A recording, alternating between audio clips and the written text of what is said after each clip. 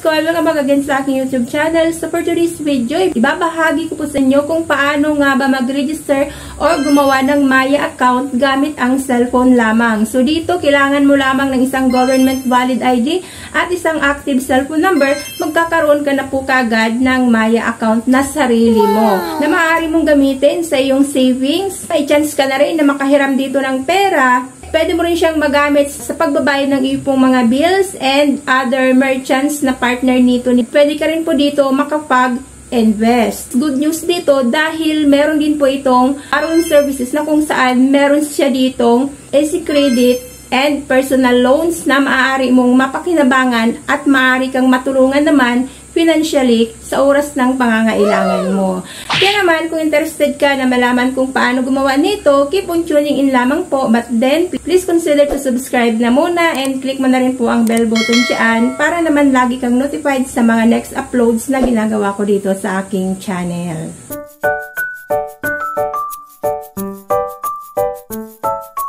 Reminder na muna, so kailangan meron ka ditong strong internet connection until po na matapos ang processing natin. So kailangan na natin install ito si Maya sa ating pong mga cellphone. Nandyan lang po yan sila sa Google Play Store. And after nyo po yan dyan ma-install, makita nyo na po kagad yung front page po nila, start an account or log in. So dahil mag-start pa lang po tayong mag-open ng account dito, click lamang po natin yung start an account. First, kailangan mo na kaagad i-fill out ang iyong first name, last name, and email address. So, ito naman po ay optional. Lagyan nyo na rin po ito ng inyong pong email address. So, click lamang po itong continue.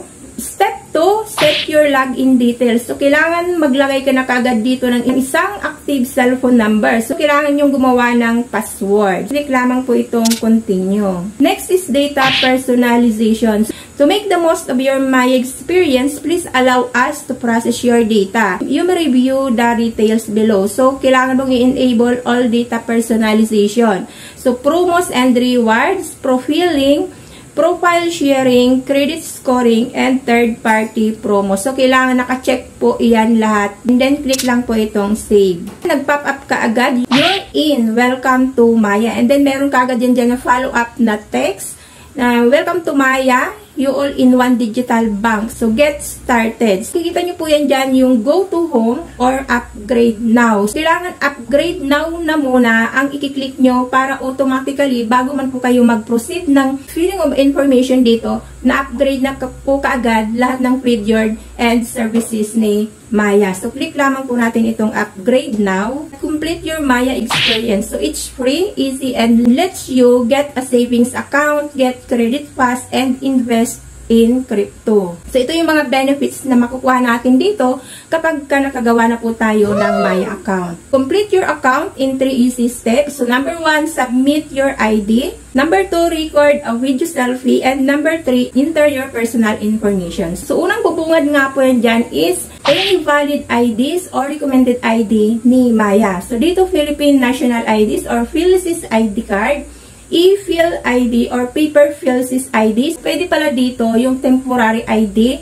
ng PhilSys. So, next is Philippine Driver's License. So, UMID ID, Philippine Passport, Postal ID, PRC ID, SSS ID, digitalized with photo. Foreign Passport. Ito naman doon po sa mga foreigners. NBI clearance for foreigners, Alien Certificate of Registration or yung tinatawag na ACRI card, Government Office, GOCC ID, Integrated Bar of the Philippines ID, and for 18 years old and below. So, allowed din po nila dito ang school ID.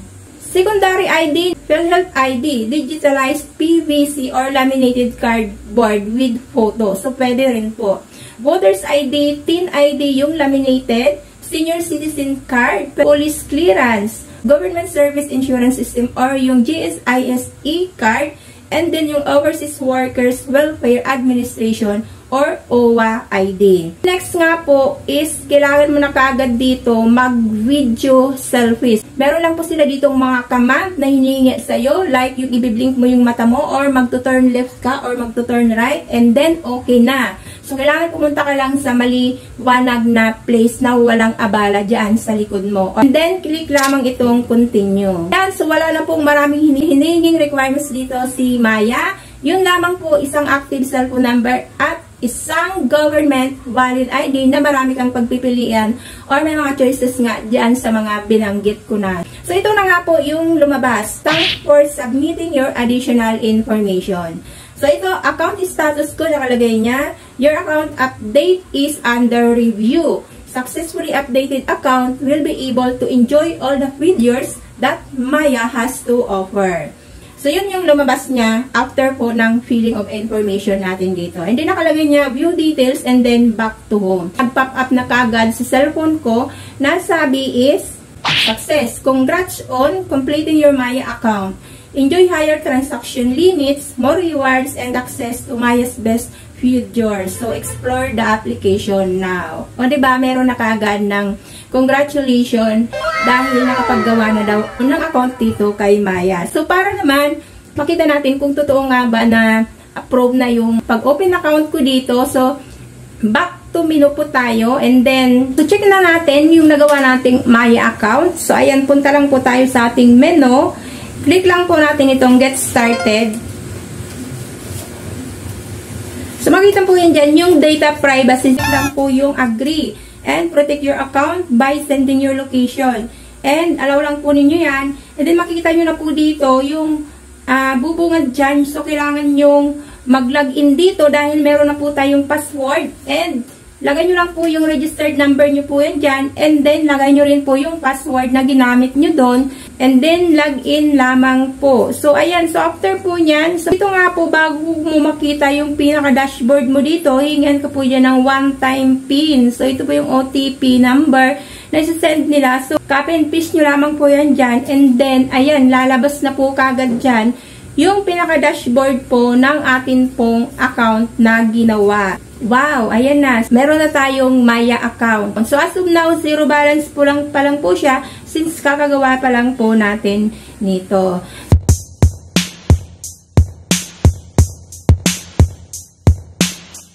So, yan po mga lalabs ko. So, sana nakatulong kung paano nga ba basically gumawa ng account dito kay Maya gamit lamang ang cellphone. So, if you find this video interesting and helpful, please consider to subscribe naman and click mo na rin po ang bell button dyan para naman lagi kang updated sa next uploads ko. So, thank you for tuning in for now mga lalabs ko. God bless. Bye-bye!